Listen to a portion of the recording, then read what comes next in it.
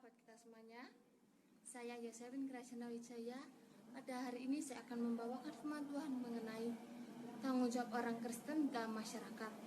Dan terambil dalam kitab Matius 5 ayat 13 sampai dengan 16. Dengan judul berikut Garam Dunia dan Terang Dunia.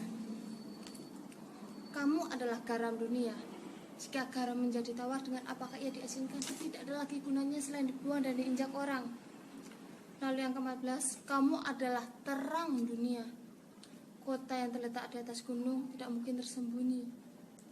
Lalu ayat yang ke-15, lagi pula orang tidak menyalakan pelita lalu meletakkannya di bawah kantang, melainkan di atas kaki Dian, sehingga menerangi semua orang di dalam rumah itu. Lalu ayat yang ke-16, demikianlah hendaknya terangmu bercahaya di depan orang, supaya mereka melihat perbuatanmu yang baik dan memuliakan Bapamu yang di surga. Saudara-saudari semuanya, di sini dikatakan bahwa kita adalah terang dan garam dunia. Kita bukan akan menjadi garam dunia, kita bukan akan menjadi terang dunia itu, tapi itu sudah menjadi identitas kita. Sejak kita dalam kandungan ibu kita sudah menjadi terang dan garam dunia. Bukan setelah kita melakukan hal-hal yang baik, hal-hal yang benar, hal-hal yang suci, yang kudus, baru kita menjadi terang dan garam dunia itu. Bukan. Sejak dalam kandungan kita sudah menjadi terang dan garam dunia. Karena itu adalah identitas kita. Sekali lagi saya katakan, itu adalah identitas kita. Lalu yang menjadi pertanyaannya, bagaimana mungkin garam itu menjadi tawar?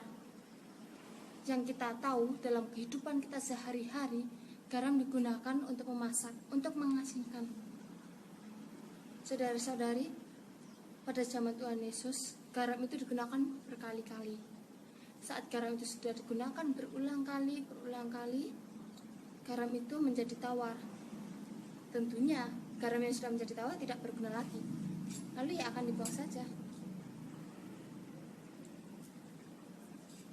Yang menjadi pertanyaannya, bagaimana dengan kehidupan kita? Ada dua pilihan. Yang satu, kita diberi pilihan, kita mau menjadi garam yang mengasinkan. Dengan cara bagaimana sih? Ya, kita menjadi berkat dimanapun kita berada, dengan menjalankan tugas dan tanggung jawab kita sebagai orang Kristen dalam masyarakat kita. Apa tugas dan tanggung jawab kita dalam masyarakat? Lalu yang kedua, kita menjadi garam yang tawar, yang tidak berguna. Saat kita diberi tugas dan tanggung jawab, kita melakukannya dengan nyas. Kalau kita mau, kita lakukan. Kalau enggak ya, nantilah. Tunggu aku mau. Apakah itu benar? Tentunya salah. Saya yakin pasti kita sama-sama semuanya mau menjadi garam yang mengasinkan. Lalu pada yang ke-14, kamu adalah terang dunia. Saya mengambil dalam kitab 1 Yohanes 1 ayat 5 sampai 6 yang dengan judul berikut, Allah adalah terang. Dan inilah berita yang telah kami dengar dari Dia dan yang kami sampaikan kepada kamu. Allah adalah terang dan di dalam Dia sama sekali tidak ada kegelapan. Dan yang ke-6, jika kita katakan bahwa kita peroleh persekutuan dengan Dia, namun kita hidup dalam kegelapan, kita berdusta dan kita tidak melakukan kebenaran. Apa yang mereka lihat di luar sana dalam masyarakat bukan seberapa rohaninya kita, bukan seberapa sering kita berdoa, membaca firman Tuhan, itu beribadah, tapi dari perbuatan kita. Perbuatan kita seperti apa sih? Perkataan kita, tingkah laku kita dalam menjalankan tugas tanggung jawab kita. Apakah kita dalam menjalankan tugas tanggung jawab kita itu kita dengan bersyukur, atau kita bersungguh-sungguh, aduh banyak sekali tugasnya, aduh aku tak mampu.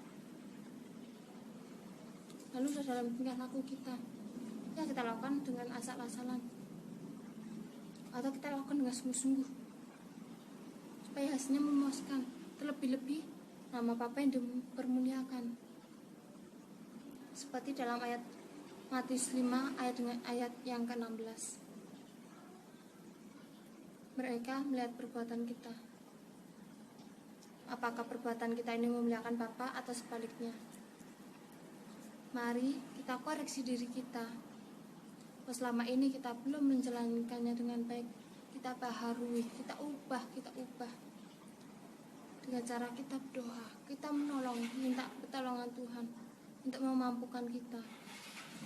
Supaya kita dimampukan, kita dapat menjalankan tugas dan tanggung jawab kita dengan sepenuhnya, dengan sungguh-sungguh. Tetapi di balik semuanya itu, kita juga harus mau melakukannya dengan sungguh-sungguh. Kalau kita hanya meminta, tapi kita tidak mau melakukannya, itu adalah sia-sia. Iman tanpa perbuatan adalah kosong, sia-sia, tidak berguna, tidak berarti. Karena itu iman harus disertai dengan perbuatan. Perbuatan seperti apa? Menjalankan tugas dan tanggung jawab kita di dalam masyarakat sebagai orang Kristen. Terima kasih.